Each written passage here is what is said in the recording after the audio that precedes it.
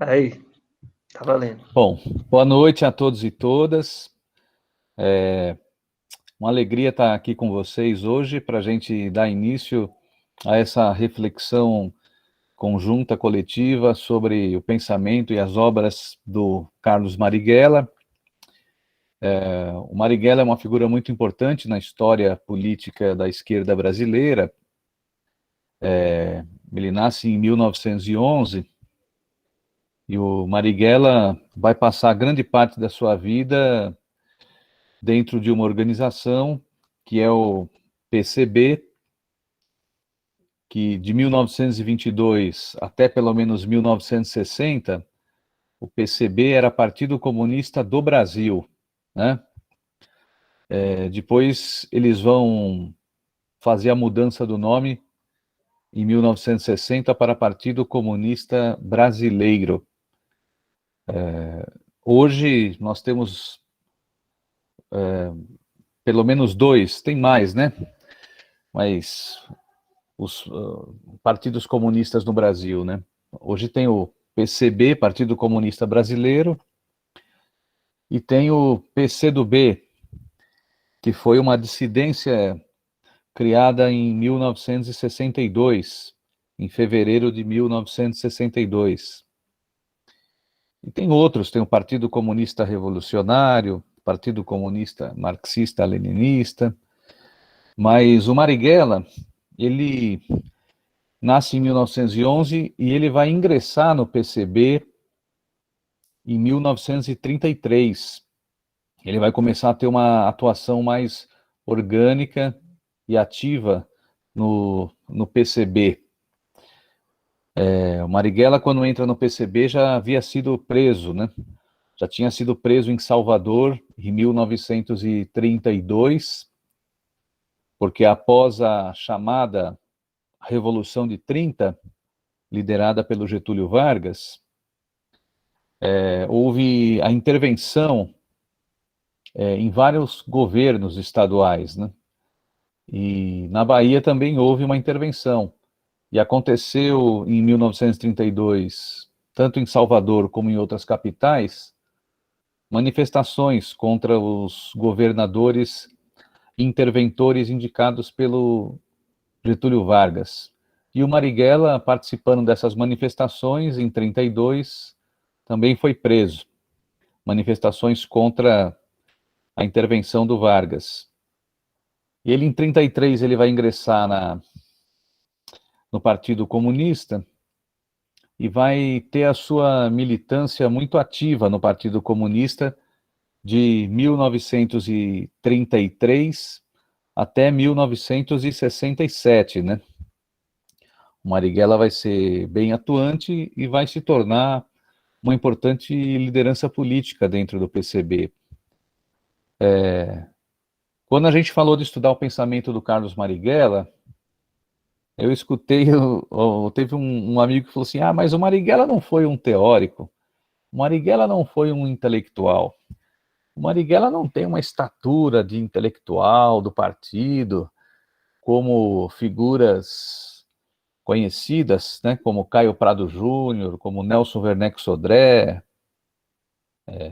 Alberto Passos Guimarães, Astrogildo Pereira.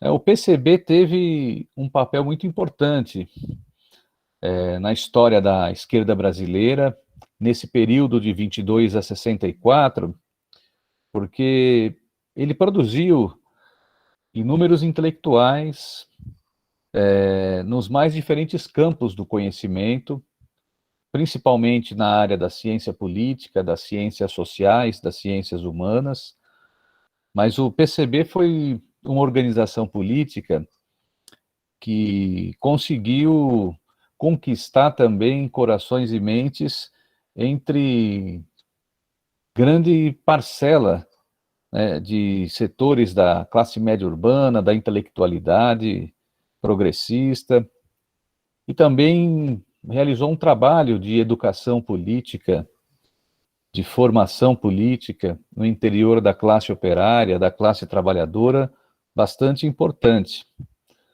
Então, se a gente for estudar o pensamento político do Marighella, o que ele escreveu, de fato,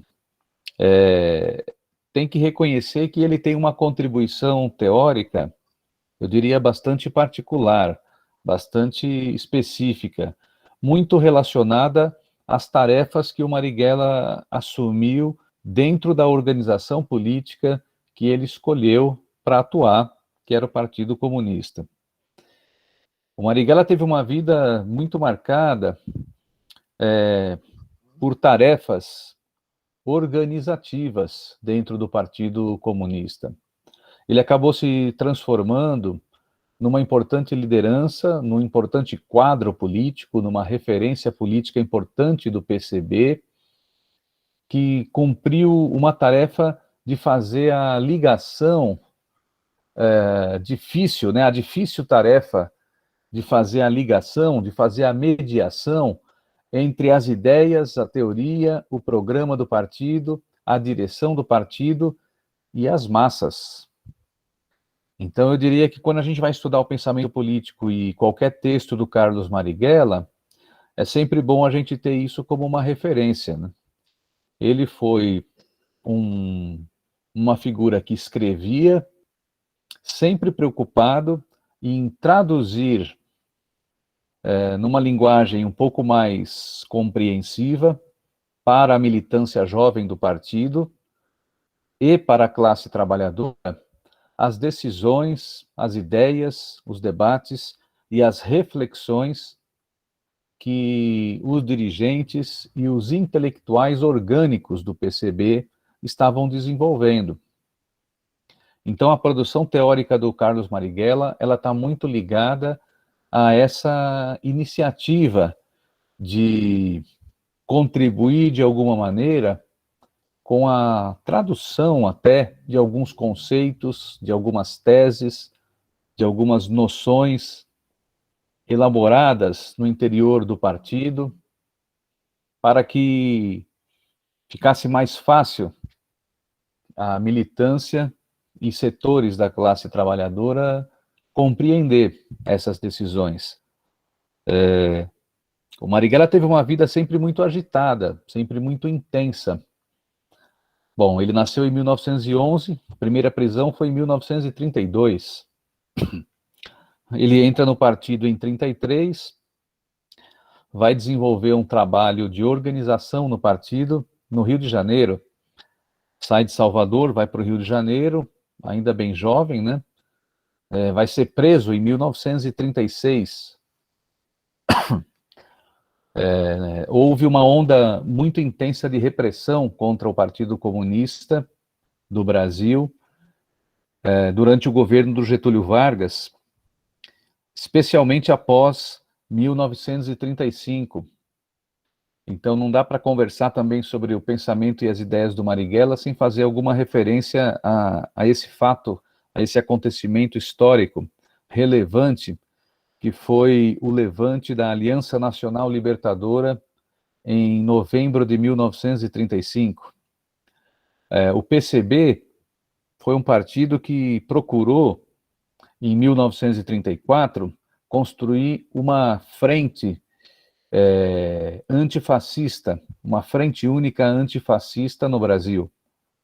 Procurou, em 1934, construir uma frente única antifascista com as palavras de ordem, né, contra a guerra, contra o imperialismo.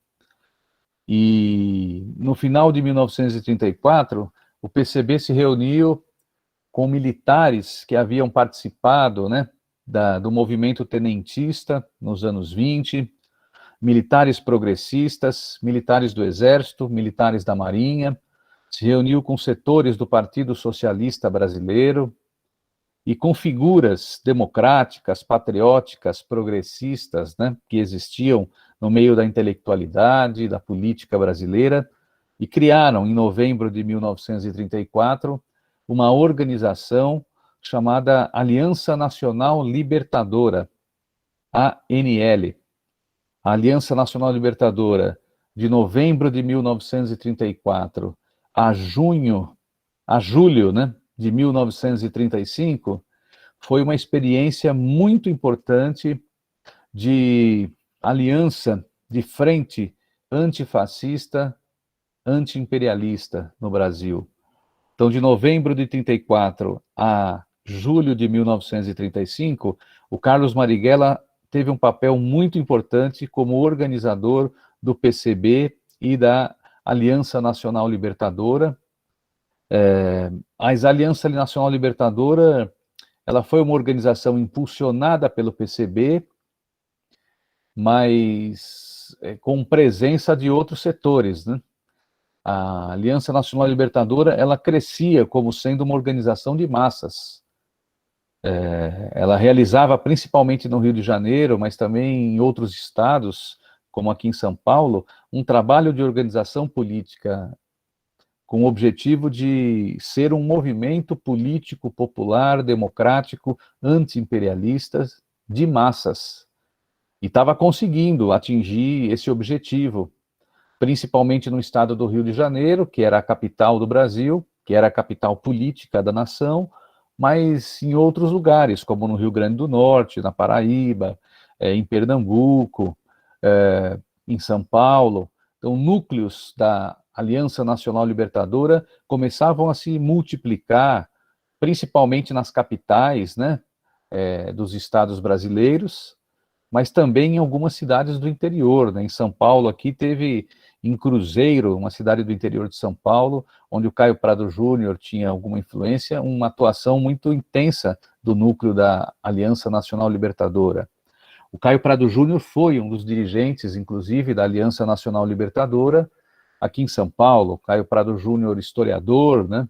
Também vinculado organicamente ao Partido Comunista do Brasil, na época, né, o PCB, e o Marighella estava no meio dessa agitação, dessa propaganda, dessa tarefa de organização, de dialogar com as massas, que essa é uma preocupação. Se a gente pegar os textos do Marighella no PCB, que a gente está analisando hoje aqui, textos que foram produzidos pelo Marighella durante, né, a sua presença e atuação no PCB, se a gente for pegar os textos que estão naquele site marxistes, né, .org, o pessoal acho que indicou os textos, né, tem uma quantidade grande de textos do Marighella que tem o nome Nossa Política. Então, os textos que vocês receberam, 2 deles, se não me engano, né, que estão escritos Nossa Política, Nossa Política, na verdade, era nada mais do que o editorial publicado por uma revista teórica muito importante que o Marighella ajudou a organizar e a divulgar, do PCB, que era a revista Problemas, né? Então, se a gente pegar todo o pensamento do Marighella, seja nesse período de 1935, da Aliança Nacional Libertadora, seja nos anos 40 e 50, vai ter uma unidade, né, muito grande no pensamento político do Carlos Marighella, vai ter uma obsessão, né, teórico-política do Marighella, que é sempre discutir a tarefa de como organizar as massas, como ampliar, fortalecer ou estabelecer um vínculo dos comunistas com as massas. Então, essa é uma obsessão, não só do pensamento político e dos textos do Carlos Marighella, desde o PCB até a ALN em 68 e 69, mas eu diria que uma obsessão muito presente nos textos do Marighella, desde essa época dos textos do PCB, é como estabelecer um vínculo e um contato com as massas, como ampliar ou fortalecer o trabalho dos comunistas no interior das massas. Eu penso que para aqueles que se orientam hoje, ou que têm alguma referência no materialismo histórico dialético, no marxismo, aqueles e aquelas que ainda hoje se orientam ou têm alguma referência, né, no comunismo, né, é muito importante estudar essa obsessão do Marighella, Porque, de fato, a gente percebe que, em muitos lugares do mundo, esse tem sido o principal desafio de qualquer organização, coletivo, partido, movimento de inspiração comunista. O principal desafio é como estabelecer um contato permanente, né, dos comunistas com as massas, como ampliar e fortalecer a influência dos comunistas no interior dos diferentes setores e segmentos da classe trabalhadora, uma classe trabalhadora cada vez mais heterogênea, uma classe trabalhadora bem diferente daquela dos anos 30 e 40 do Marighella. Mas o Marighella vai ter a sua iniciação política e teórica participando intensamente desse movimento chamado Aliança Nacional Libertadora, que marcou muito a vida dele, né? E a experiência política que ele desempenhou no Rio de Janeiro durante esse período de 34, 35, fez com que o Marighella percebesse que os comunistas precisavam ter uma tática adequada, uma tática correta, uma tática que tivesse como objetivo romper o isolamento, não se isolar de outros setores da sociedade que tinham ideias progressistas, democráticas, patrióticas, que tinham ideias e posições antifascistas e antiimperialistas, mesmo não sendo comunistas, ou adeptos, né, de todas as principais ideias do partido.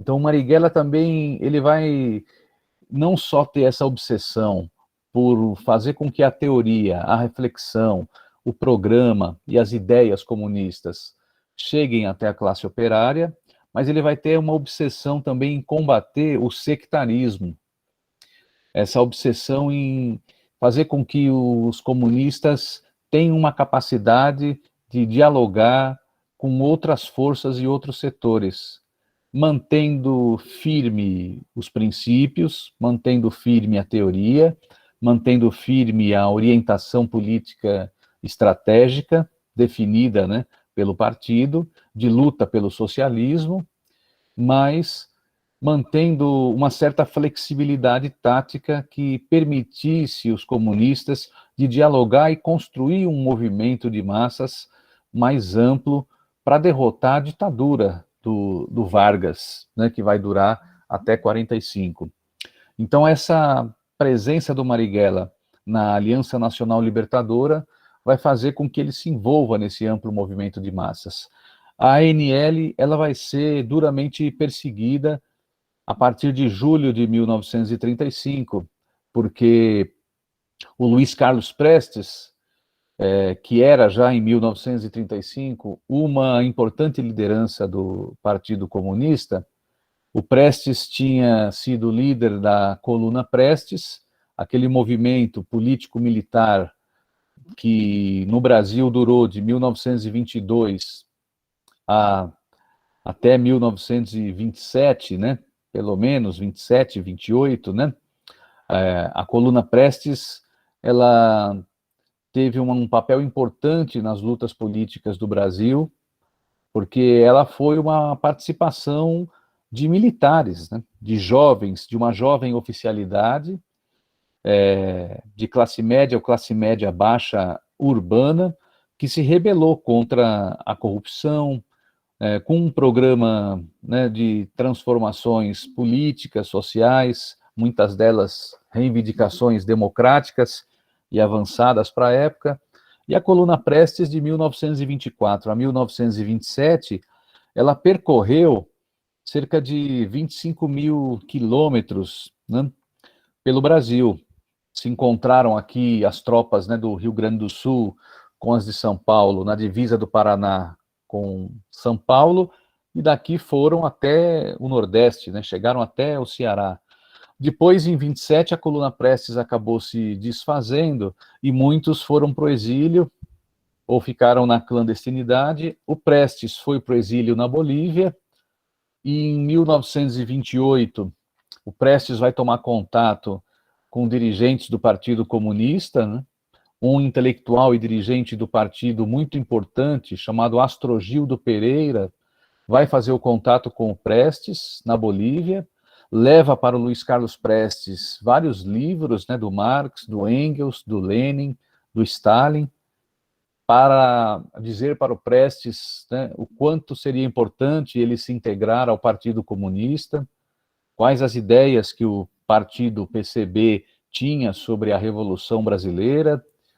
E aí o PCB vai estabelecer esse contato e esse apoio, e o Prestes vai se integrando ao PCB. O Prestes era uma grande liderança, o PCB vai organizar depois a ida do Prestes para a União Soviética, e aí, nessa ida para a União Soviética, os dirigentes do Partido Comunista do Brasil, em especial Astrogildo Pereira e outros, vão fazer essa mediação com a Internacional Comunista, organização internacional que já existia desde 1919.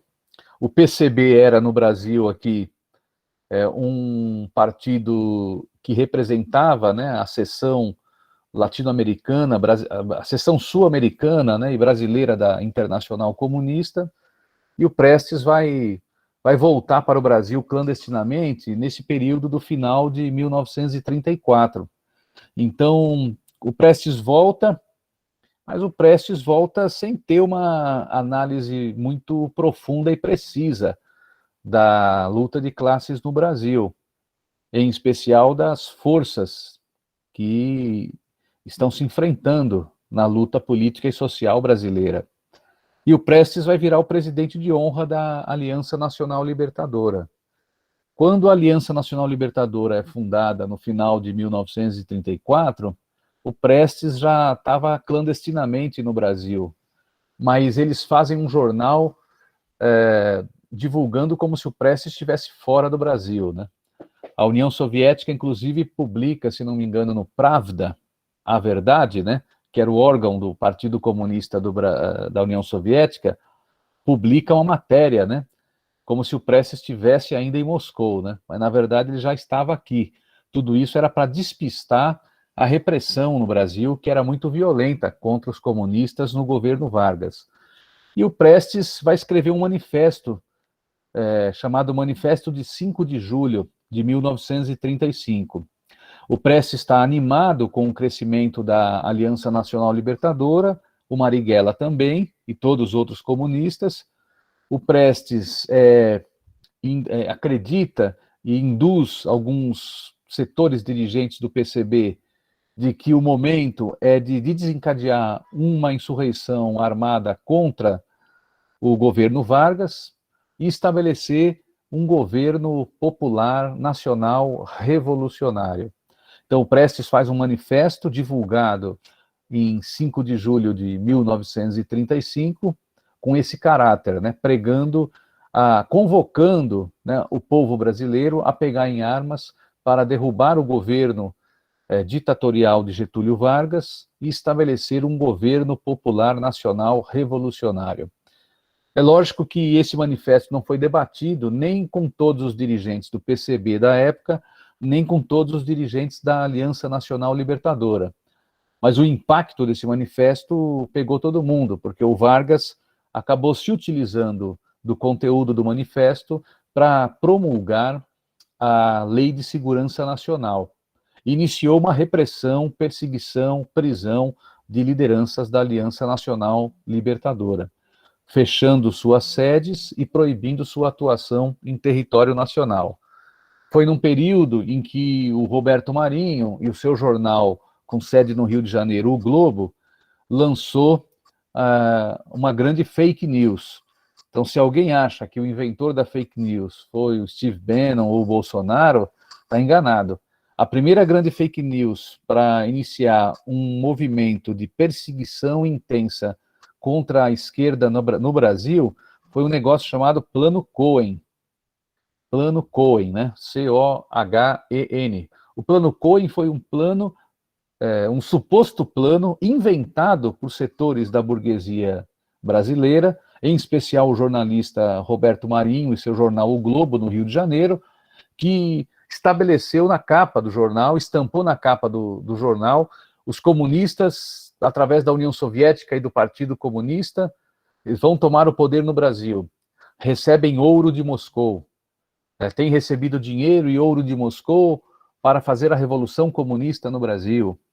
Então, essa essa iniciativa, né, do jornal O Globo, mais o manifesto do 5 de julho do Prestes, criaram uma situação que acabou levando o Vargas a usar o manifesto como um pretexto a mais para colocar na ilegalidade a Aliança Nacional Libertadora. Vamos lembrar que o Marighella e o Partido Comunista já estavam na ilegalidade desde 1922. O Partido Comunista foi fundado em 22 e permaneceu na ilegalidade. E com o Manifesto 5 de Julho, a ANL, né? A ANL vai ser reprimida, sua militância vai ser perseguida, os poucos que vão sobreviver mais organizados eram aqueles que faziam parte da Aliança Nacional Libertadora e que estavam ao mesmo tempo no PCB. Por quê? Porque o PCB já estava acostumado com a clandestinidade, né? Então, muitos militares e civis que estavam na Aliança Nacional Libertadora, participando de um movimento de massas público, aberto, democrático, né? Não tinham a experiência da clandestinidade. Então, muitos se esconderam, recuaram, deixaram de ter uma participação política mais ativa, outros foram presos, alguns saíram do país, porque a repressão foi intensa. E os comunistas, com muita dificuldade, muitos foram para a prisão e outros continuaram suas atividades na clandestinidade, né? E o Marighella vai sofrer consequências, como vários comunistas e membros da Aliança Nacional Libertadora, vai ser preso mais uma vez, né, em 1936. Essa repressão contra a Aliança Nacional Libertadora e o PCB vai prender o Prestes, né, Luiz Carlos Prestes, no começo de 36, vai prender a Olga Benário, vai prender um comunista muito importante, representante da Internacional Comunista que atuava aqui na América do Sul, chamado Harry Berger, né? O Harry Berger, o Marighella vai escrever um texto sobre o Harry Berger. Harry Berger foi um comunista, membro do Partido Comunista Alemão, que foi preso aqui no Brasil. Era um apoiador do PCB e da ANL, e ele foi preso, brutalmente torturado, né? Chegaram a pegar um fio de cobre, né? Ele foi espancado, né? Ele ficou sem roupa, ficou nu, foi espancado brutalmente, levou choques elétricos. O Harry Berger, pegaram um fio de cobre e enfiaram na uretra do Harry Berger e esquentaram a outra ponta com um maçarico. As torturas que esse comunista chamado Harry Berger sofreu aqui no Brasil são algo assim de causar indignação em qualquer cidadão, em qualquer ser humano que tenha um mínimo de sensibilidade, né, com a questão dos direitos humanos. O Marighella vai escrever um texto homenageando, inclusive, o Harry Berger. Texto que a gente pode encontrar, assim como outros textos que nós mandamos para vocês, se alguém tiver condições, né, e interesse, todos os textos do Marighella no PCB, todos não, mas uma parte dos textos do Marighella no PCB, eles foram reunidos, né, nesse livro aqui, Escritos de Marighella no PCB, organizado pelo Milton Pinheiro e pelo Muniz Ferreira, né? Então, é um livro que foi publicado pelo PCB, por intelectuais do PCB, da atualidade, e é um livro muito importante porque é uma homenagem, né, do PCB de hoje, desse novo posicionamento do PCB, né, que eles chamam, quem acompanha aí o PCB, eles chamam de reconstrução revolucionária do PCB, de 2005 para cá. De 2005 para cá, o PCB vai ter novos posicionamentos em relação a vários temas, né? E é um esforço, esse livro aqui, de tentar recuperar os escritos do Carlos Marighella, né? Então é muito interessante esse livro, Escritos do PCB. Então o Marighella, só para dar um contexto para uma primeira introdução, ele vai ser preso, né, em 36, vai ser brutalmente torturado, como todos os que foram presos, né, associados ao PCB, e o Marighella vai ficar preso é, é, vai ser preso várias vezes, né, na verdade. O Marighella vai ser preso, como eu falei, em 32, depois ele vai ser preso em 36, depois ele vai sair da prisão e vai continuar a sua atividade clandestina, mas em 39 ele vai ser preso de novo. E vai ficar preso de 39 até 45. Então o Marighella, ele foi esse dirigente com esse perfil de organizador, de propagandista, de formador. Né? Então eu acho que a grande contribuição teórica do Marighella foi tentar produzir uma reflexão que pudesse ajudar a fazer com que as orientações e decisões do partido e as reflexões do partido sobre conjuntura política nacional e internacional chegassem na ponta, chegassem naqueles militantes mais jovens, naqueles militantes que estavam ingressando no partido e também naquelas lideranças operárias e populares que estavam estabelecendo um vínculo, né, concreto com o partido. Por isso que, quando muita gente fala de trabalho de base, sempre faz uma referência, né, à figura do Carlos Marighella, porque ele foi um dos, no interior do movimento comunista brasileiro, que sempre deu muita atenção para esse trabalho de organização na base, né. Então, por exemplo, os textos que vocês têm aí, chamado Nossa Política, são textos que foram publicados numa revista chamada Problemas. O PCB, é interessante que o movimento comunista brasileiro de 22 a 64 tinha uma preocupação muito forte com a questão cultural. Então, tinham várias revistas teóricas, tinham vários jornais, né, também, que eram dirigidos tanto ao público interno do partido, como ao público externo. E o Marighella foi um dos organizadores dessa revista aqui, a Problemas, né? Essa aqui é uma edição que eu encontrei num sebo, né? É uma edição de 1955, né? Então é uma revista de março de 1955, onde abrindo a revista, tem aí o editorial. Então o editorial chama Nossos Problemas. Se não me engano, vocês receberam aí um editorial de 1948 e outro de 1949, né? Os textos que a gente enviou.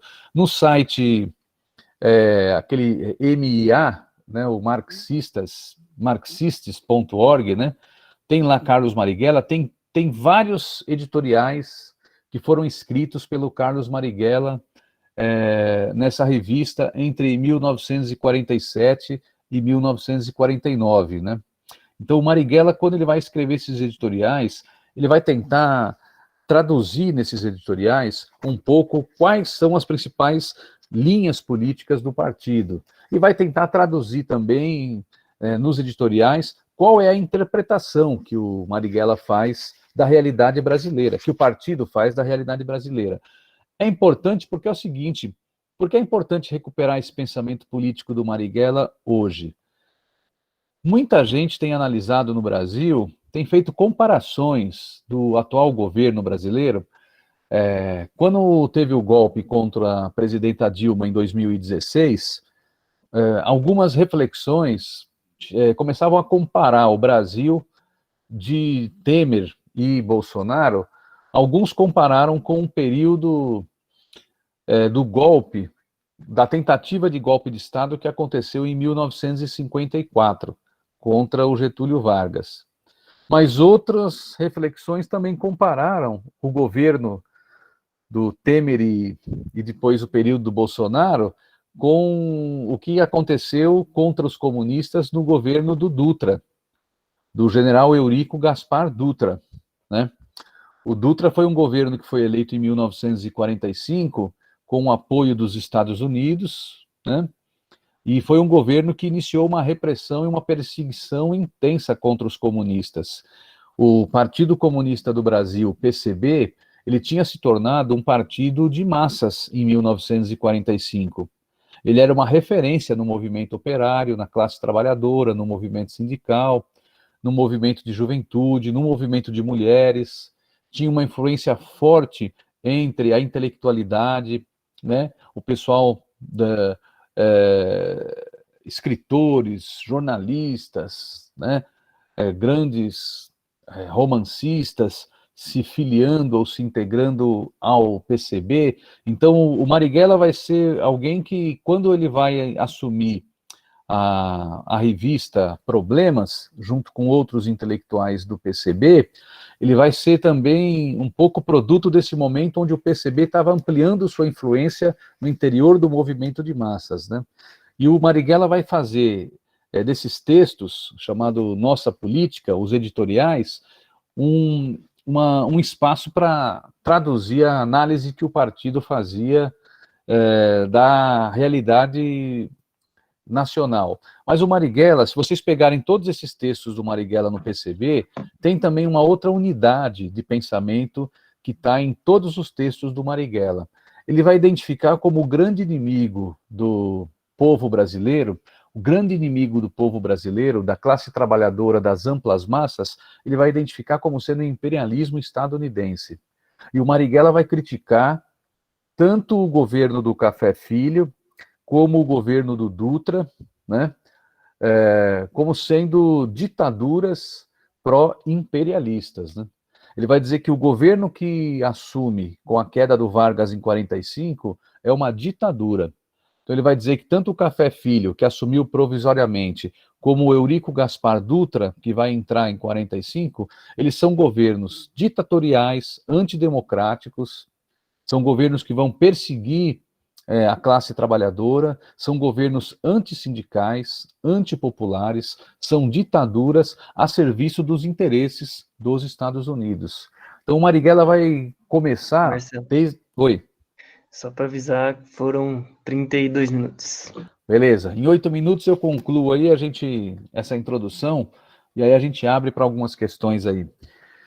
O Marighella vai fazer o seguinte, ele vai aproveitar, ele vai usar esse espaço, esses textos, né, esses editoriais da revista teórica chamada Problemas, para tentar compartilhar aí a análise da conjuntura, né? E ele vai identificar isso. Desde 47, quando o Marighella vai iniciar, né, os seus primeiros textos nessa revista chamada Problemas, até 69, que é o período o ano em que ele morre, o Marighella vai identificar o imperialismo estadunidense como sendo o principal inimigo do povo brasileiro, como sendo aquela força que precisa ser enfrentada se a gente quer ter a possibilidade de desenvolver algum tipo de transformação econômica, social, política e cultural que traga mais direitos democráticos para a classe trabalhadora brasileira, colocando o Brasil numa perspectiva de construir uma transição rumo ao socialismo, né? Então, o Marighella vai ter um pensamento político profundamente anti-imperialista, né? Identificando o imperialismo estadunidense como o grande e principal inimigo, né, das forças populares e democráticas no Brasil. O Marighella também vai fazer, nesses textos do PCB, uma reflexão interessante sobre a organização de massa, né? Ele vai escrever em vários desses textos, depois eu posso até pegar alguns trechos, ler e comentar. Ele vai escrever textos se preocupando em como ampliar a influência do PCB no movimento de massas feminino, como contribuir na organização das mulheres, como o Partido Comunista o que o partido deve fazer para fortalecer sua influência entre as mulheres trabalhadoras e como ajudar a construir um movimento de massas de mulheres trabalhadoras no Brasil desses anos 40, 50. O Marighella vai também acompanhar muito de perto o movimento sindical. Ele acompanhava de perto, né, as greves, ele conversava com lideranças sindicais, ele perguntava, ele procurava saber, ouvindo principalmente as lideranças sindicais, sobre como estava a organização do movimento da classe operária. Ele escreveu um texto que, infelizmente, eu não achei para reproduzir para vocês, mas está numa revista Problemas, está nessa revista Problemas de março de 1955, que eu encontrei no sebo, mas é um texto que eu não vi, não está nem no livro publicado, né, Escritos do PCB, de Marighella no PCB, pelo Milton Pinheiro e Muniz Ferreira, e não está também no site lá no Marxistes. Tem um texto que o Marighella escreve em fevereiro de 1955, que chama Unir e Organizar a Classe Operária, tarefa fundamental para a vitória do programa do partido. Eu fiquei impressionado quando eu li esse texto, preparando aí essa intervenção de hoje, e aí eu vou terminar essa primeira parte com isso, porque é um texto que o Marighella vai fazer uma análise profunda sobre a situação dos trabalhadores e a política anti-operária do governo Dutra, né?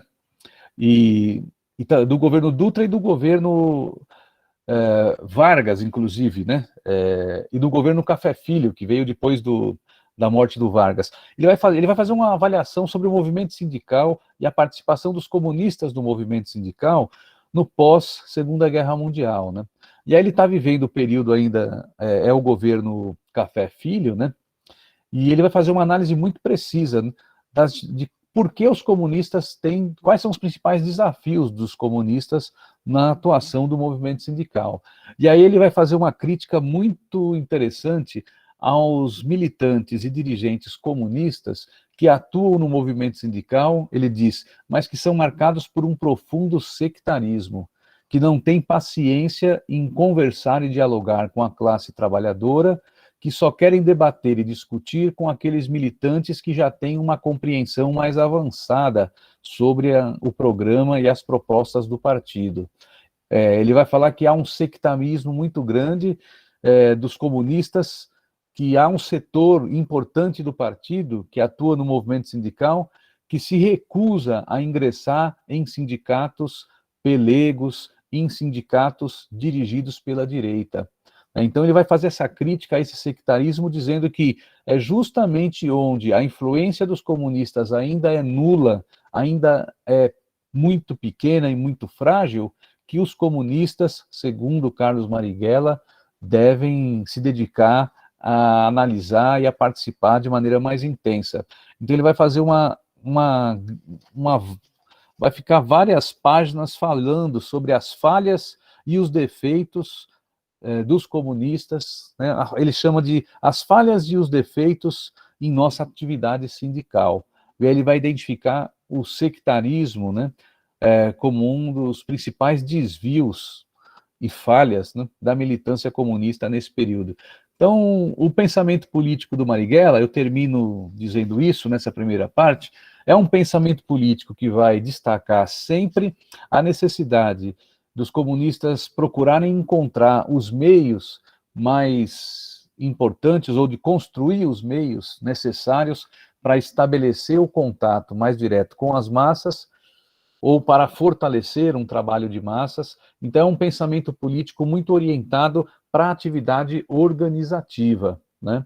E é um pensamento político também profundamente anti-imperialista, onde tenta chamar atenção para outros setores da sociedade não comunistas, como é importante que esses setores se juntem aos comunistas numa frente única anti-imperialista, porque o Marighella não vê nenhuma possibilidade de acontecer mudanças para conquistar alguns direitos democráticos se não tiver uma atuação de um movimento anti-imperialista dentro do país que dialogue com um movimento anti-imperialista internacional, né? Então eu termino só deixando isso para a gente debater, né? Também na revista Problemas, o Marighella vai trazer muitas informações sobre as lutas internacionais. E ele vai dizer que o movimento comunista no Brasil e as forças populares, patrióticas e democráticas no Brasil, elas devem ter uma atuação sempre vinculada com o movimento anti-imperialista mundial, e que é necessário, mais do que nunca, ele vai falar em 54 e 55, em fortalecer a ideia de existência de uma frente anti-imperialista mundial.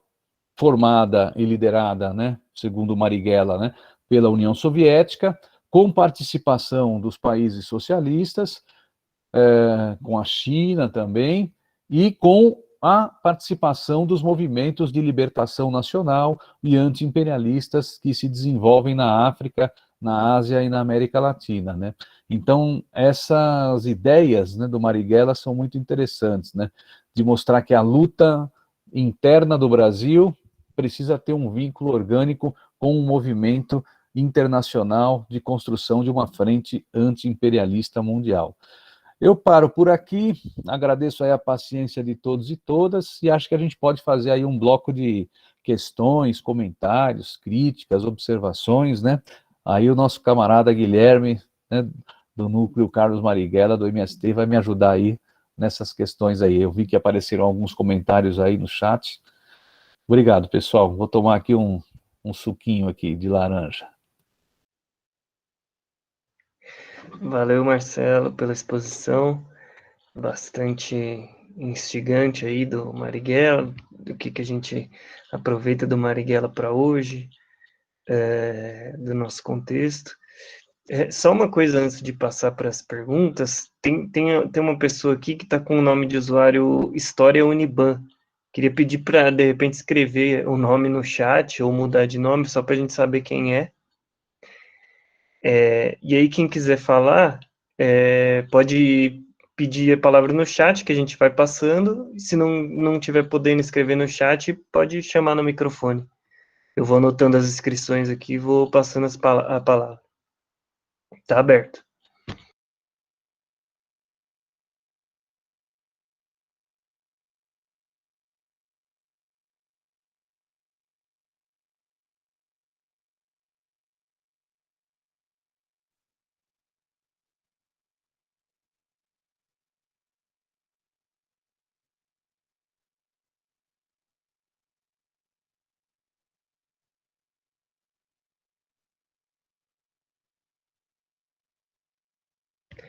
Sempre começa o povo meio tímido, né? Aí, Elisângela, pode falar.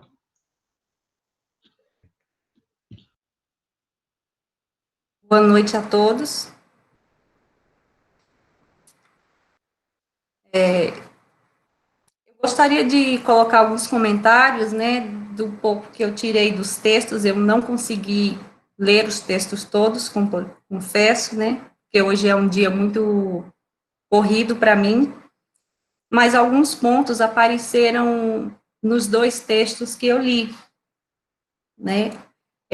A questão do internacionalismo, quando o Marighella faz o chamado a todas as pessoas, e aí ele coloca todas, né, demais segmentos, a incorporação à campanha contra a arma atômica, do que ele fala no primeiro texto, e contra o que seria a luta anti-imperialista.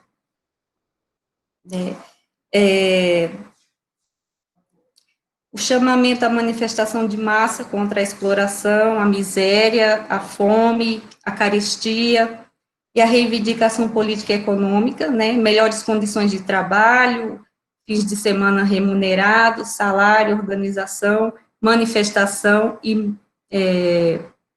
passeatas, organizações sindicais, que para ele, nesse período, é muito importante e fundamental essas organizações, já que é um período claramente ditatorial, né, onde há muitas perseguições, como o professor Marcelo colocou. Aí, no texto sobre nossa política, um deles, ele também traz essas mesmas questões, e como o Marcelo bem colocou, é uma obsessão mesmo a questão da ampliação do vínculo com as massas. Ele coloca isso muitas vezes no texto, dessa ligação com as massas, dessa aliança classe operário e povo, a questão de arrastar os camponeses e enfrentar a questão agrária como sendo uma das bases para essa ampliação, né? A gente vê também na história das outras revoluções, como a cubana, por exemplo, como a investida que o Che tentou na Bolívia, por exemplo, que um dos motivos de não ter obtido êxito, um dos, os outros eu não sei, foi que quando ele foi lá nessa investida, já haviam feito a reforma agrária, né? E segundo o que eu entendi desses textos, as massas são um componente fundamental e indispensável para a vitória de qualquer revolução. Também ele critica bastante o sectarismo, né?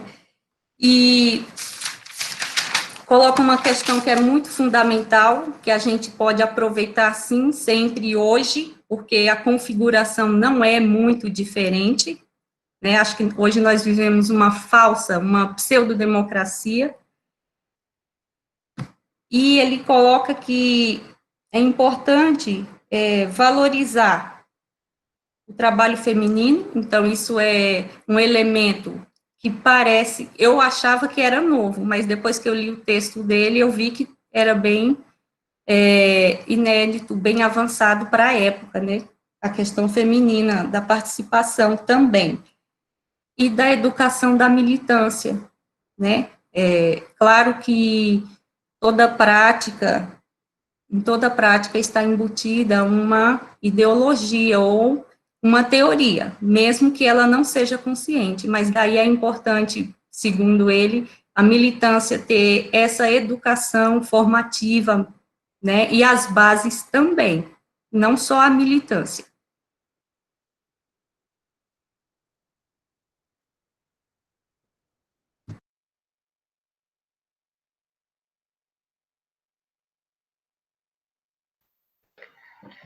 Fazer um bloco, Marcelo? Acho que é melhor, muito bem, Elisângela. Muito boa questão. Eu acho que vou guardar, eu estou anotando aqui, que aí eu acho que é melhor um bloco, né? A gente aproveita mais, tá? Tá. A Érica falou que está sem microfone, ela mandou no chat. Vou ler para você a pergunta aqui. Como fazer uma frente anti-imperialista mundial ou até mesmo nacional com as redes digitais exercendo forte influência na sociedade?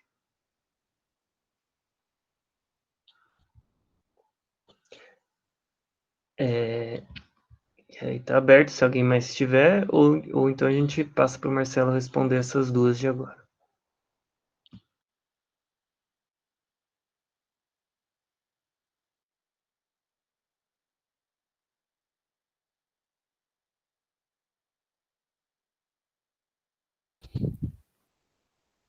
Bom, respondo aí? Faço. Bom, então a ideia desse curso, na verdade, é isso, é estimular com o curso esse contato direto com o pensamento do Carlos Marighella, né? O contato com um pensamento político que nós consideramos que ainda é um pouco desconhecido na esquerda brasileira, principalmente entre a juventude, entre setores mais jovens da militância. Nós, do Núcleo Carlos Marighella, né, que é um núcleo de militantes do MST na região aqui do ABC, da Grande São Paulo, nós tentamos recuperar um pouco esse trabalho, esse exemplo do Marighella, porque o Marighella é conhecido como um guerrilheiro, né, pegou em armas, lutou contra a ditadura. É um pouco também o que a gente vê como Che Guevara, né? Muita gente vê o Che como um guerrilheiro, mas a gente fica se perguntando quantas pessoas estudaram, né, a obra do Guevara, quantos leram o que ele escreveu, né? Então essa nossa ideia do curso é também para estimular as pessoas a estudar e a ler o que o Marighella escreveu, né? É importante conhecer o pensamento político do Marighella e ver o que a gente já pode aproveitar desse pensamento, né, tanto no campo teórico, político, ideológico, como também a contribuição do pensamento político do Marighella para enfrentar os desafios organizativos, né? Nós acreditamos que tanto o pensamento do Marighella como o pensamento do Guevara, né, a Elisângela fez referência aí à experiência do Guevara na Bolívia, né, e falou de Cuba também, nós achamos que é importante conhecer o pensamento, as ideias, a produção teórica dessas figuras, porque tanto o Guevara como o Marighella, eles têm uma coisa que é muito interessante, que é aquela combinação, né, de ser ao mesmo tempo um intelectual orgânico de um partido revolucionário e um intelectual orgânico, né, marxista e tal, e um dirigente político revolucionário, né? Então essa é uma qualidade de figuras como Marighella e como o Guevara. Não é fácil combinar as duas coisas. Não é fácil você conseguir ser ao mesmo tempo intelectual marxista e dirigente político revolucionário, né? Nós temos em vários lugares do mundo e na esquerda brasileira situações onde você tem uma divisão, né? Você tem bons teóricos intelectuais marxistas, inclusive no Brasil. Eu diria que em grande quantidade até, eu arriscaria dizer que o Brasil é um dos países onde tem um maior número de, talvez um dos países que tem o maior número de intelectuais e professores marxistas. Arriscaria dizer isso. Mas a gente percebe que muitas vezes esses intelectuais marxistas, eles não têm um vínculo orgânico com o movimento real da classe trabalhadora. Eles não têm um vínculo orgânico, eles não estão vinculados orgânica e diretamente na construção de organizações e movimentos considerados antissistêmicos ou revolucionários, né? Então, o Marighella e o Guevara são duas figuras que vêm de uma época em que havia no interior da esquerda muito essa ideia, né, de que, olha, o intelectual marxista ele é importante, ele tem a sua contribuição fundamental, mas ele tem que estar vinculado organicamente ao movimento real da classe trabalhadora. E para fazer isso é importante ele ajudar na construção dos instrumentos organizativos que sempre fazem a mediação entre a teoria e a ação política cotidiana, né? Então, o partido ou outros instrumentos, eles são fundamentais na visão do Marighella, né? É preciso que entre a teoria e o movimento real da classe exista uma mediação, um instrumento. E o partido é um instrumento organizativo, assim como hoje existem outras formas organizativas que se desenvolveram, né, para além do partido político mais conhecido e mais tradicional, que é esse que nós estamos falando do Marighella dos anos 40, né? Mas eu acho que é muito importante essa preocupação que o Marighella traz, que a Elisângela colocou no texto, né, sobre o 1º de maio e a luta pela paz, em outros textos que tem aí, dos anos 50, onde o Marighella vai também tentar refletir nos textos essa visão de que a luta pela paz ela é uma luta fundamental para os comunistas, né? A luta contra, né, as armas nucleares, contra a expansão militarista do imperialismo estadunidense durante a Guerra Fria, né? O Marighella vai ter uma contribuição fundamental com seus textos em fazer esse trabalho de agitação e propaganda entre as massas para tentar dizer o seguinte: quem defende a paz somos nós, os comunistas. Os comunistas nós comunistas somos os que mais temos condições de garantir um mundo de paz, cooperação e fraternidade entre os povos, né? Essa era uma tese muito importante, era uma disputa de narrativa muito intensa durante a Guerra Fria, nos anos 50, porque todo mundo falava de paz, né? Quando terminou o ano de 1945, o que ficou para o mundo, do ponto de vista cultural, ficou uma simbologia, né? Duas potências apareciam como sendo aquelas que tiveram um papel fundamental para derrotar o nazifascismo, a União Soviética e os Estados Unidos. Nós que estudamos história, nós sabemos que a União Soviética, ela teve um papel decisivo e determinante na derrota do nazifascismo, porque a primeira derrota militar que aconteceu contra o nazifascismo foi uma derrota militar imposta pela União Soviética contra, né, o exército de Hitler, que invadiu a União Soviética pela Ucrânia, né? Então a derrota do nazifascismo, a primeira derrota militar contundente, significativa, que obrigou o nazifascismo a reconhecer, foi quando teve as batalhas de Moscou, Leningrado e Stalingrado, onde a União Soviética, numa contraofensiva, derrotou os nazistas, assegurou a soberania do seu território e foi avançando pelo leste europeu, na frente oriental contra o nazifascismo. Então, essa derrota soviética, né, imposta da União Soviética ao nazifascismo, ela desarticulou o nazifascismo no mundo, né, impôs a uma derrota a principal força, ao elo mais forte da cadeia nazifascista, que era a Alemanha de Hitler. Coisa que a França não tinha conseguido, que a Inglaterra não tinha conseguido e que os Estados Unidos não tinha conseguido. Mas, de fato, com essa ofensiva soviética, os Estados Unidos veio pela frente ocidental e aí eles chegaram em Berlim. Mas quem chegou primeiro em Berlim foi a União Soviética, né? Chegou em Berlim e fez aquele acordo, né? Se a União Soviética quisesse, ela teria condições de tomar a Alemanha inteira, né? Mas eles pararam e fizeram os acordos e as negociações, né? E aí os Estados Unidos... Então tinha essa ideia, né? De que derrotamos o nazifascismo, queremos um mundo de paz, mas o imperialismo falava em paz e fazia guerras, né? Falava em paz e invadia territórios, falava em paz e dava golpes de Estado. Então, por exemplo, em 1954, o imperialismo estadunidense e a CIA participaram ativamente de golpes de Estado contra o governo do Getúlio Vargas, que foi um golpe, né, de 25 de agosto de 1954, o imperialismo estadunidense, em agosto de 1954, esteve envolvido diretamente na tentativa de derrubada do Getúlio Vargas. Também, em 54, houve o golpe para derrubar o governo democrático e popular do presidente Jacó Arbenz na Guatemala, em 1954.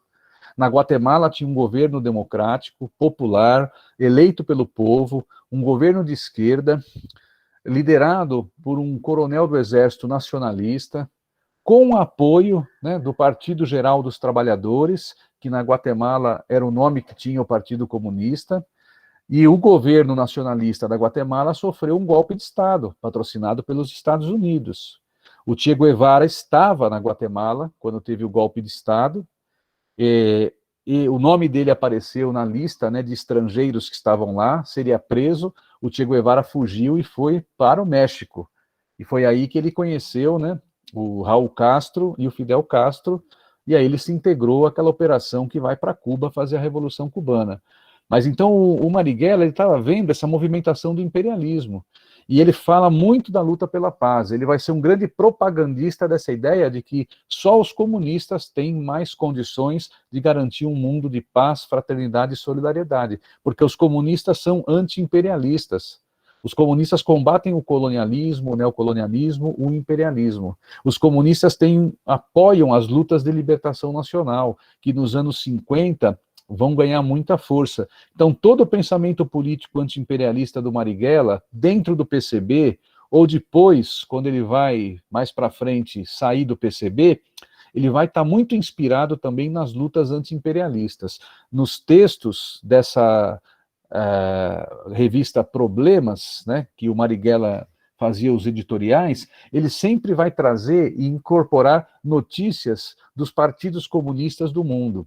Ele sempre vai querer mostrar o que está acontecendo no chamado mundo socialista, e o que está acontecendo nos continentes como Ásia, África e também em outros países da América Latina. Quais são as principais lutas de libertação nacional que estão em pleno desenvolvimento com esse potencial anti-imperialista, né? Então, a luta pela paz, para o Marighella, a luta pela paz, ela tem um conteúdo. A luta pela paz, ela tem que ter um conteúdo. Para fazer uma verdadeira e efetiva luta pela paz, para ter um mundo de paz, fraternidade, solidariedade entre os povos, é necessário, vai dizer o Marighella, você dar um conteúdo à luta pela paz. E esse conteúdo é anti-imperialismo. Então, se você não tiver uma crítica ao imperialismo, então mesmo o Marighella não sendo sectário, ele não é sectário, ele quer dialogar com outras forças, mas o Marighella vai dizer, se queremos construir uma aliança para mudar o Brasil, se queremos criar uma frente democrática, né, ele vai usar a expressão até uma ampla frente, ou uma frente ampla democrática. Mas vamos tomar cuidado, porque hoje, no Brasil, tem um debate, né, se é frente ampla, se é frente de esquerda. Então aí tem uma diferença com o que o Marighella está falando. Quando o Marighella fala, nesses textos dos anos 40 e 50, em ampla frente democrática, ou em frente ampla democrática, ele está dizendo o seguinte, que é uma frente com todas as forças políticas progressistas, mas com participação ativa dos operários e camponeses. Então é uma frente única, democrática, mas que tenha no seu programa, né, o anti-imperialismo. Então, o Marighella jamais vai aceitar abrir mão da luta anti-imperialista como uma exigência para se formar alianças, né? Então, ele vai dizer o seguinte, na construção de uma aliança com outras forças, porque o Marighella é crítico do sectarismo, então ele vai dizer, nós temos que construir uma aliança mais ampla que os comunistas, mas nós não podemos abrir mão, né, de nossos princípios, de nossos valores, de nosso programa. O Marighella jamais vai abandonar, ou jamais vai propor o abandono da estratégia para fazer uma aliança tática. Então, quando se fala aqui em frente ampla, ou ampla frente democrática nos textos do Marighella, ele está dizendo que é uma frente única, anti-imperialista, democrática, mas sob a liderança da classe operária e dos camponeses, né? Então, são as organizações que representam, né, os interesses da classe operária e dos camponeses, que tem que liderar qualquer tipo de frente democrática, patriótica, anti-imperialista, né? E por último, esse comentário sobre essa questão do trabalho feminino também que a Elisângela colocou, né? É de fato isso que é interessante quando a gente vai, né, estudar a história, né, dos comunistas nesse período. Tem pessoas que acham, né, é engraçado, às vezes a gente encontra amigos, companheiros e companheiras, camaradas, que acham que a história começa quando ele ou ela, como pessoa, começam a participar de maneira mais ativa e consciente da história, né?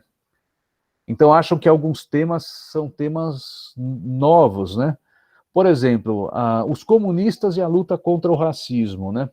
Bom, você teve um candidato, né, comunista em 1928, do Bloco Operário Camponês, que era o Minervino de Oliveira, um comunista operário negro que foi o primeiro candidato à presidência da República da esquerda brasileira, foi um operário negro e comunista.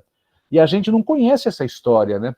Então, por exemplo, pegar um texto do Marighella, né, dos anos 50, falando sobre a necessidade de organização das mulheres, né, de ampliar o trabalho dos comunistas para fortalecer um movimento de massas, para ampliar a participação das mulheres da classe trabalhadora nas lutas políticas, é um negócio interessante, né? Então, acho que essa é uma das ideias desse curso também, né? E só a Érica falou da questão é um desafio, né? Isso que a Érica coloca, eu acho que é uma pergunta que a gente deve ter presente no dia a dia nosso, né? Como fazer isso, né? Eu penso que uma das tarefas nós já estamos fazendo, né? Tentar se apropriar, né, desses instrumentos, né, que essas redes sociais aí nos possibilitam para fazer o debate e a batalha das ideias, né? O debate tentar, mas não ficar só nisso, né? Porque acho que é aquilo. Nós precisamos fazer com que essas ideias cheguem às amplas massas da classe trabalhadora, né? E as amplas massas da classe trabalhadora no campo ou na cidade, elas não têm condições de acesso, né, à tecnologia, né, a esses equipamentos, às vezes não tem tempo, né? Às vezes não tem as condições mínimas, né? Então, acho que o nosso desafio é aproveitar ao máximo as redes sociais e as inovações tecnológicas com os devidos cuidados e fazendo as adaptações necessárias para a gente poder fazer o nosso trabalho, né, no campo da batalha das ideias, da disputa de narrativas, da disputa teórica, política, ideológica, né, da disputa de valores, de conceitos e tal, mas ao mesmo tempo sempre se preocupando. Como vamos fazer com que esse nosso debate aqui chegue lá no dia a dia daquele trabalhador ou daquela trabalhadora que está lá na quebrada, que está lá na periferia, que está lá na comunidade, que está no assentamento, que está no acampamento, né? Do acampamento do MST, acampamento do MTST, porque essa é uma preocupação que eu acho que é muito importante, que a gente pode extrair da experiência vivida pelo Marighella. Porque, por exemplo, é como você fazer com que o debate chegue naqueles setores da classe trabalhadora e da própria militância dos movimentos organizados, que às vezes não têm acesso aos debates mais estratégicos, né? Então, o Marighella se preocupava dentro do PCB, e isso que eu acho, sinceramente, muito importante, a atuação do Marighella e a preocupação era fazer com que os debates não ficassem concentrados na cúpula do partido, entendeu? Que só os dirigentes debatessem, porque os dirigentes debatiam a situação política do mundo, a disputa entre União Soviética e China, a não sei o quê, os dirigentes debatiam teoria, né? O que é o marxismo, leninismo e tal. Mas o Marighella percebia, e isso a gente compreende estudando o Marighella, mas também nós ouvimos de várias pessoas que militaram com o Marighella. Nós escutamos e conversamos, entrevistamos e ouvimos cursos e debates com vários militantes e dirigentes que viveram com Marighella. E o que a gente escutou de todos eles, né, seja do Atom Filho, da Cida Costa, da Guiomar, né, do Takao Amano, todos aqueles que militaram com Marighella, eles nos disseram o seguinte: se tinha uma característica que era muito forte no Marighella, era essa preocupação de fazer com que os debates estratégicos feitos pela direção da organização chegassem, né, naqueles militantes e na base. Era envolver a base e os militantes mais novos, né, no debate. Que esses setores da juventude, do partido, tivessem uma participação cada vez mais ativa, né, nos debates sobre as questões estratégicas, para que não ficasse uma cúpula de dirigentes debatendo as questões mais estratégicas, e aí eles tomavam as decisões, e aí o pessoal, a militância, só cumpria as decisões sem ter uma compreensão profunda e sem ter participado da construção das ideias, né, das propostas, das decisões, né? Então, eu acho que o Marighella tinha essa iniciativa que era importante. Por isso, ele tentava traduzir, né, de uma maneira mais fácil de compreensão para essa militância e para a base as ideias do partido. Era um cara conhecido por ser bem-humorado, era um cara conhecido por ouvir a militância, por ser um cara humilde, por não ser arrogante. Todo mundo que conviveu com Marighella fala dessa característica pessoal, porque também essa característica pessoal, esses valores, esse comportamento do dirigente, ele influencia muito, né, também. Então o pessoal sempre nos relatou isso, que o Marighella era uma figura muito humilde, muito tranquila, muito bem-humorado, muito respeitoso, com a militância, né? Não era um cara arrogante, e era um cara que tinha sempre um espírito crítico. Então, acho que é isso que nos chama a atenção também no Marighella, né? Porque você não ser arrogante, sendo uma liderança, né? É algo importante. Agora, como construir uma frente anti-imperialista, né? Eu penso que existem iniciativas, né, Érica, no mundo, de tentativa hoje, né, de construção de uma frente anti-imperialista. Eu acho que ainda é insuficiente, que a gente ainda não avançou tanto quanto deveríamos, né, tanto no Brasil como no mundo. Mas, por exemplo, no campo da luta dos camponeses, trabalhadores e trabalhadoras rurais, camponesas, só tem a construção da Via Campesina. A Via Campesina é uma organização internacional de camponeses e trabalhadores rurais que atua hoje já em 80 países. É uma organização que tem uma tentativa de fazer a luta pela terra e pela reforma agrária aliada à luta anti-imperialista, né? Então, a Via Campesina existe em vários lugares do mundo, tem movimentos, né, que se juntaram para construir esse movimento internacional. A Via Campesina, ela, aqui na América Latina, ela tem várias organizações que participam, Nós temos na América Latina a Coordenadoria Latino-Americana de Organizações do Campo, que é uma tentativa de você construir um movimento, né, de trabalhadores e trabalhadoras do campo de caráter anti-imperialista. Nós temos iniciativas do movimento sindical, por exemplo, a Federação Sindical Mundial, né? Quando o Marighella está falando nos anos 50 sobre sindicatos, existe hoje uma central sindical internacional que foi criada pelos partidos comunistas nos anos 50. Ela chama Federação Sindical Mundial. Eu não estou aqui nem julgando se ela é a melhor ou é pior, né? Eu só estou dizendo que existe hoje uma Federação Sindical Mundial, que é uma reunião de sindicatos e centrais sindicais de todo o mundo que tem um posicionamento fortemente anti-imperialista, né? Também temos aí a experiência do Instituto Tricontinental. O Instituto Tricontinental, tem site do Instituto Tricontinental em português e espanhol. Eu recomendo o pessoal a ver as matérias, a ler os textos. O Instituto Tricontinental, ele foi criado logo após a Revolução Cubana, muito inspirado nessas ideias de unir as lutas de libertação nacional e pelo socialismo da África, América Latina e Ásia.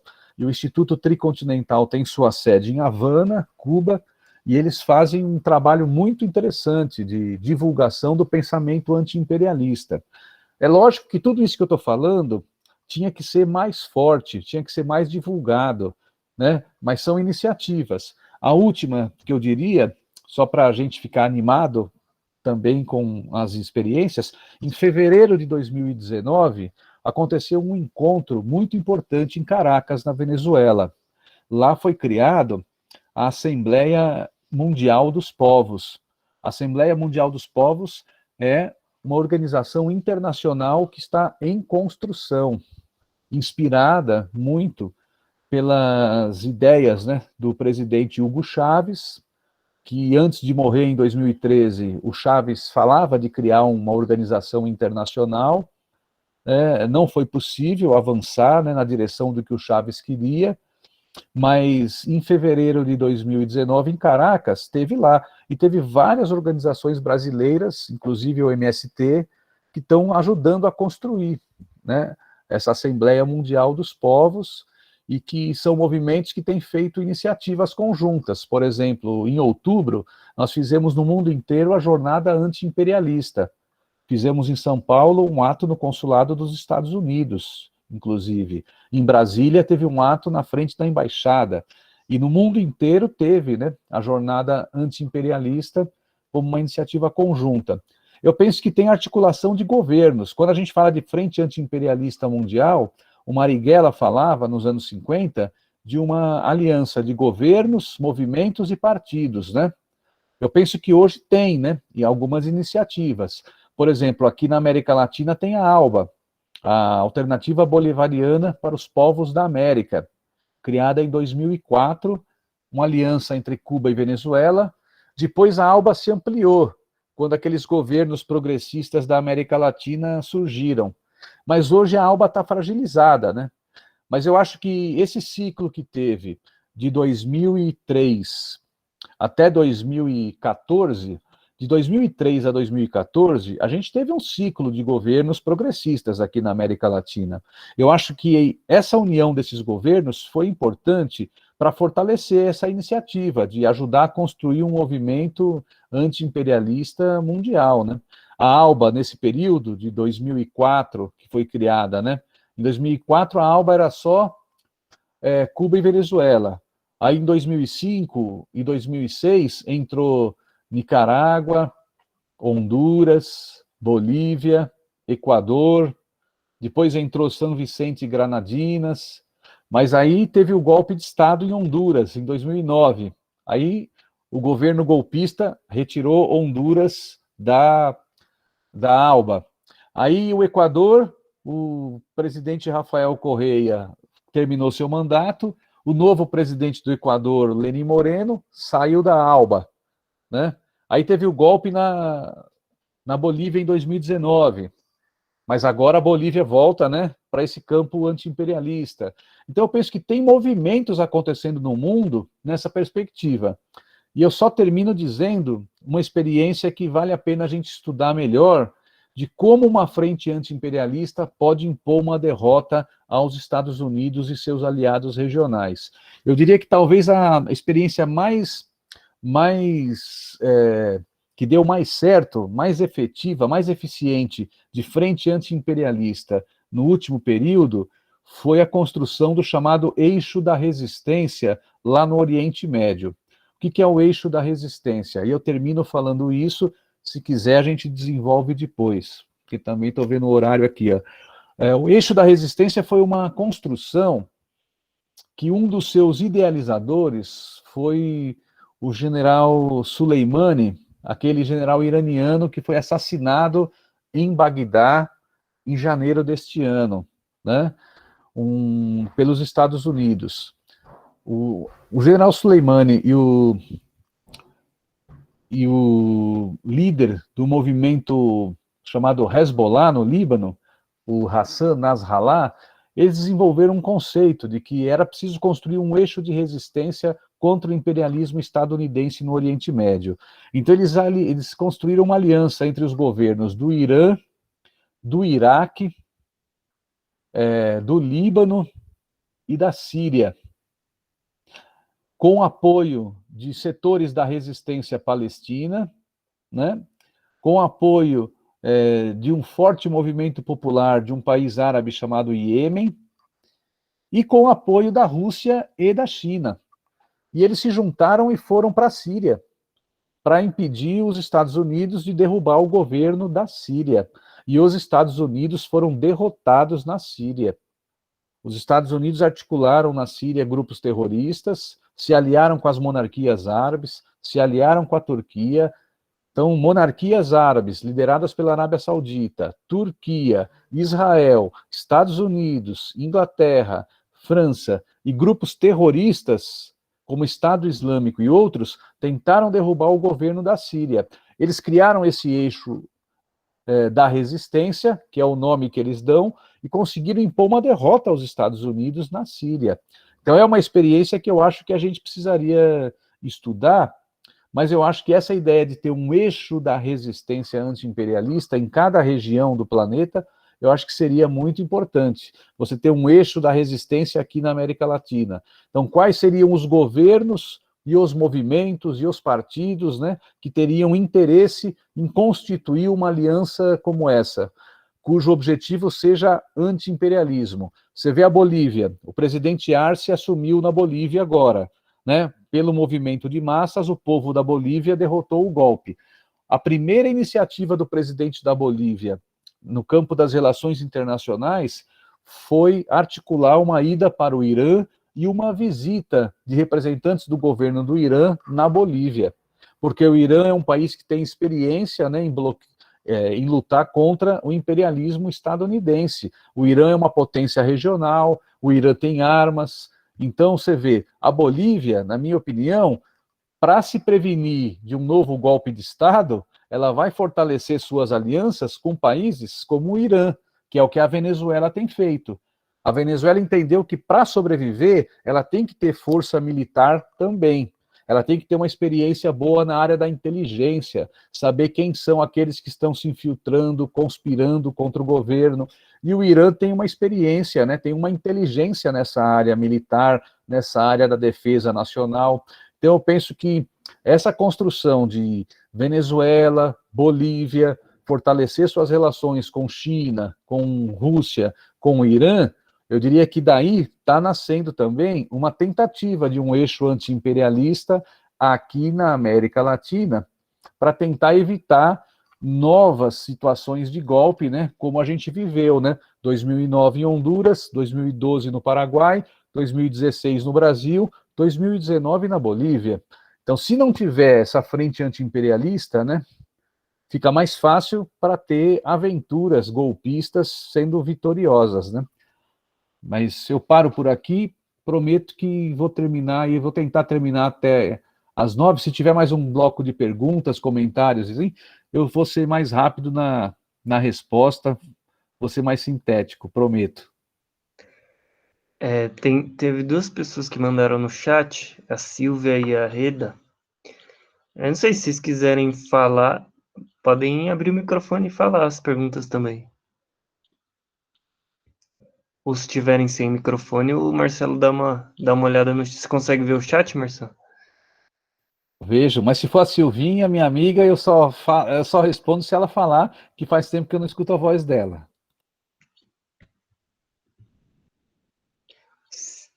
Tô sem microfone, ela falou. Então, beleza, vou ver o chat aqui, peraí. Oi, gente. Boa noite, camaradas. Vai lá, Diego, Opa. pode falar. Primeiro, né, parabenizar aí a exposição, o Zito, né, muito boa, né, como sempre, trazendo aí muita informação e reflexão, né. É mais um comentário mesmo, né, sobre o assunto, que é interessante, né, justamente como você trouxe aí, mostrar o Marighella, né, tirar essa imagem meio senso comum, assim, de que ele era um aventureiro só, né, que o Che Guevara também, né, carrega às vezes, porque assim, tem muito oportunismo, eu vejo assim, hoje dentro do meio da, ainda mais nesse contexto de eleição, assim, a gente sempre vê assim, muito oportunismo, né, camuflado de radicalismo aparecendo, né. Acredito também que muitas vezes seja mais confusão mesmo ideológica também, mas que há, né, esse oportunismo assim visível e muita gente há. E o Marighella é um exemplo, é uma figura fundamental, né, para apontar uma linha de coerência, porque inclusive o Marighella foi deputado, né? E participou na legalidade, na ilegalidade, em diversas ilegalidades diferentes, né? Regimes de ilegalidade distintos, né? Em alguma medida, pelo menos, e em sua forma, tal. E ninguém vai acusar o Marighella de ser um utópico no sentido mais vulgar da palavra, né? O Marighella de ser um oportunista, de ser uma pessoa que não sabia o que estava fazendo, né? Que não era revolucionário. Então, eu acho que, né, trazendo toda essa coisa, né, do militante orgânico, né, intelectual, atuante na política, no parlamento, quando pôde, atuando na clandestinidade, na luta armada, né, soube romper com a direção quando achou que tinha que romper, soube fortalecer o partido quando necessário, né? Então, acho que realmente assim trazer esse tipo de discussão é extremamente necessário para a gente anular, pelo menos, certas vozes aí que vêm, né, com boa intenção ou não, né, mas acabam aí sempre confundindo todo mundo, né, atrapalhando muito, e a gente tem que aprender exatamente, né, não olhar para aliás, temos que sim olhar para os exemplos como Marighella e aprender a ter coerência, né, ainda que, né, a questão da luta armada seja alvo de polêmica ainda hoje, né? Nem todo mundo tem consenso se foi bom ou não a luta armada, mas ninguém vai falar que foi uma atitude para atrapalhar, né? Foi uma atitude em busca de um objetivo muito claro. Só isso mesmo. Bom, eu vi as perguntas lá, da Eda e da Silvia. É isso, Guilherme? Ou tem mais? E o Diego. Eu acho que essa importância da gente ler o texto. Veja, se as pessoas não querem concordar com Marighella, não tem problema. Se não querem concordar com o Che Guevara, não tem problema. Mas eu acho que uma tarefa nossa tem sido estimular o pessoal a ler o que esses caras escreveram, a conhecer profundamente a história de vida, conhecer quais foram os argumentos utilizados pelo Marighella ou pelo Che Guevara para tomar suas decisões, para que não aconteça isso, né? Essa interpretação que o Diego colocou. Às vezes pintam o Marighella e o Guevara como aventureiros. O Guevara tinha, né? uma frase dele que ele diz, né? Muitos me acusam de aventureiro, né?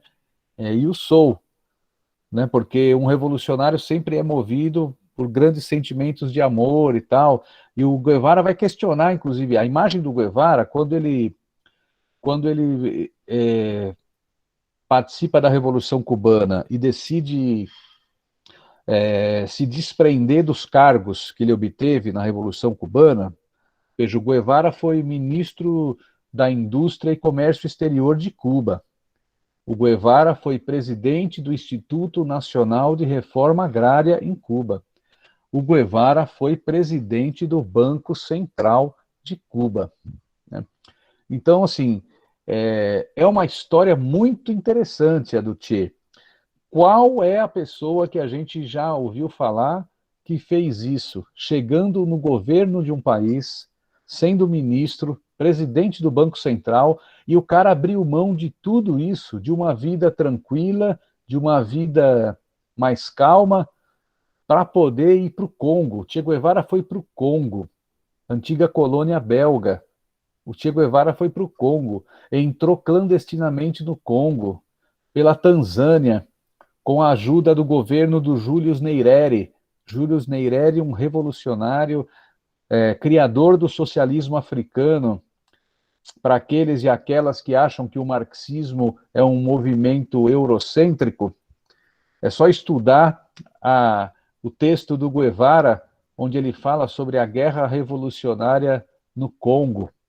Os marxistas sempre estiveram na Ásia, na América Latina e na África, no século XX, lutando, né? O Guevara era um admirador, um entusiasta das lutas do povo africano pela independência e contra o colonialismo. Colocou em risco sua própria vida, levou um contingente de cubanos para o Congo para ajudar na luta pela independência do Congo, né? Então, assim, figuras como Che ou como Marighella são figuras que merecem, no mínimo, o nosso respeito. Mesmo aqueles, como o Diego falou, né? Pode ser que tenham pessoas que não concordem em tudo, principalmente com a opção da luta armada. Mas para você discordar da opção da luta armada do Che e do Marighella, é importante conhecer a história deles, né? É importante conhecer a história da Revolução Cubana. Porque qual é o argumento que eles defenderam, né, para seguir esse caminho? Que é um argumento que pode ser combatido e rebatido, mas o argumento deles é o seguinte: na história da luta social e política no Brasil, ou no caso de Cuba, ou na América Latina, o imperialismo e seus aliados internos nunca permitiram a existência de governos populares democráticos que tivessem interesse em realizar reformas estruturais. Então, se a gente olhar hoje o que está acontecendo na América Latina, é muito interessante a atualidade do pensamento do Guevara e do Marighella, por exemplo. Em que sentido?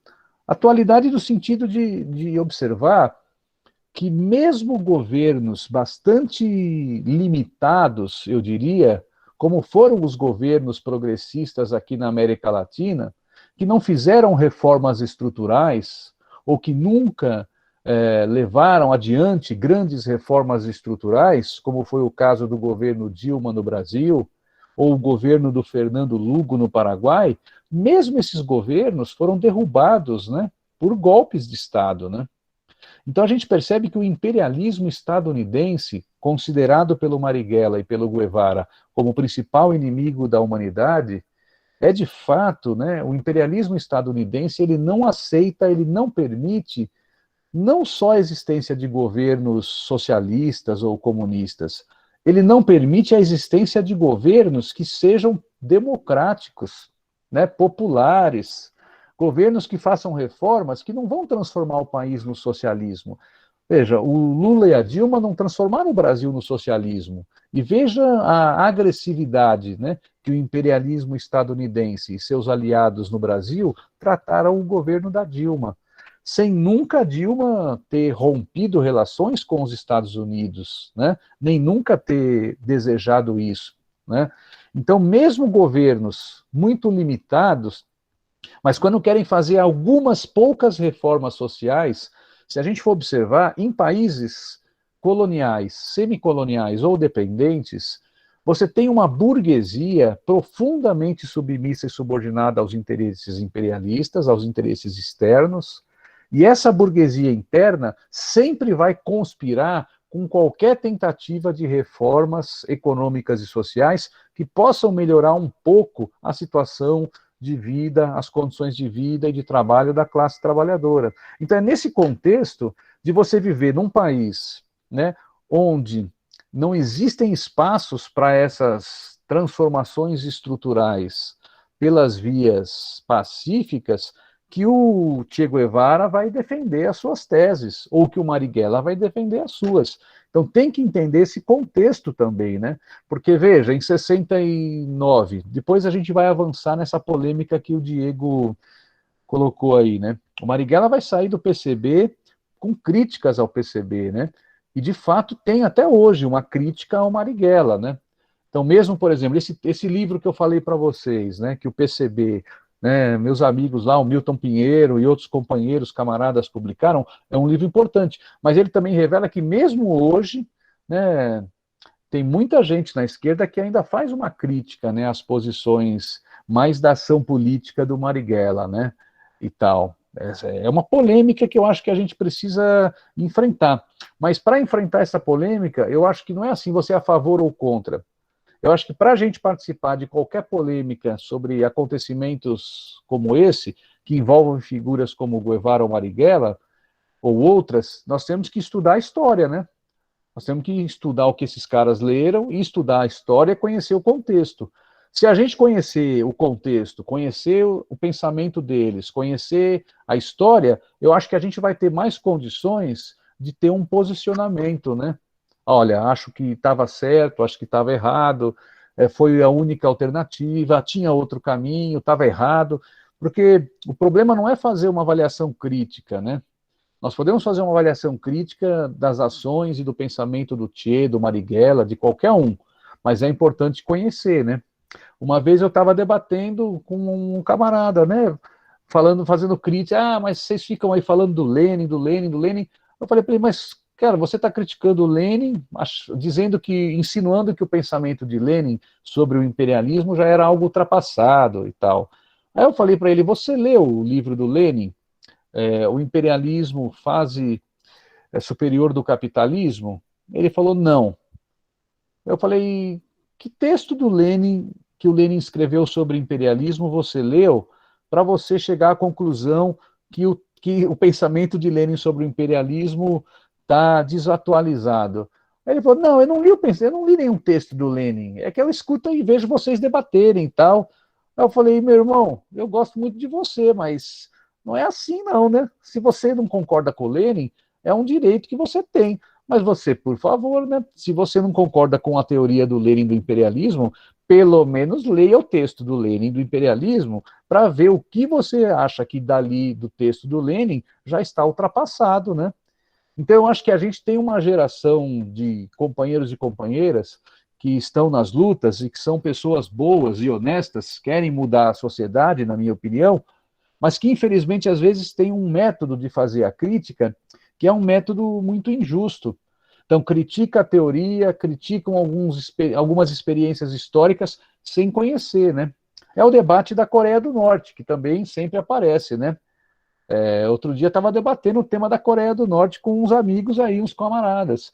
E o pessoal, eu falei assim, olha, Coreia do Norte eu prefiro a gente estudar junto e debater, do que eu ficar emitindo opiniões sem ter um conhecimento profundo do que acontece lá naquele país, né?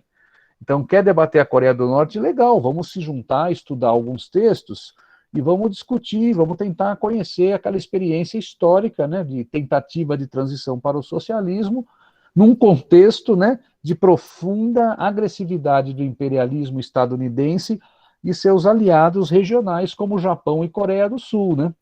E aí tentar entender essa geopolítica do conflito que envolve a Península Coreana desde 1953, né? Quando teve um armistício, né? que interrompeu a guerra a guerra civil da Coreia, né? Mas eu acho que é isso, né? O Che e o Marighella são figuras que despertam em nós, acho que muita curiosidade, acho que, né, por ver assim, como esse pessoal conseguiu manter, né, esse posicionamento de, ao mesmo tempo, serem intelectuais marxistas, mas que na ação política também tiveram ousadia para construir alternativas organizativas que eu acho que a gente precisa estudar, né?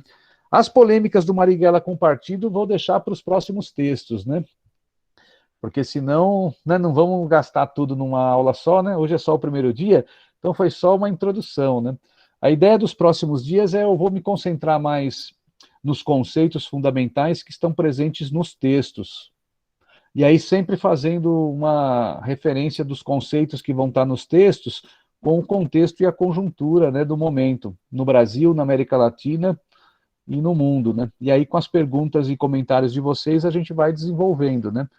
Eu acho que pelo tempo aqui a gente estava querendo sempre terminar às 9 horas para não ficar mais de 2 horas, né? Para a gente poder, porque a gente sabe que todo mundo também tem outras tarefas, né? Para lidar. Então eu ficaria por aqui hoje. E se ficou alguma questão que eu não consegui desenvolver melhor e tal, eu me comprometo a amanhã a gente dar continuidade. Pode ser? Podemos ir encerrando por aqui, agradecendo a todos e todas aí por terem tido essa paciência, né, de me escutar aí falando sobre o nosso querido Carlos Marighella. Vai lá, Guilherme, passo para você aí. Bom, então só para avisar que a gente vai criar o grupo hoje à noite ou amanhã de manhã já está criado. Eu acho que todo mundo já tem o nome do texto e ele está fácil de achar no Marxistas, o site que o Marcelo falou. Mas de qualquer forma a gente manda em PDF também no grupo assim que ele for criado. Acho que é isso, né? A gente encerra aqui então e vai ser o mesmo link, tá? Do Google Meets. A não ser que aconteça alguma zica aqui nele, mas se não der pau, vai ser esse mesmo. Se não E tiver aí, nenhuma sabotagem, né? se a CIA não derrubar o link, vai ser esse mesmo. E aí amanhã a gente volta aí. Beleza? Valeu, Então, boa noite para todos e é isso. todas. Grande abraço, até amanhã.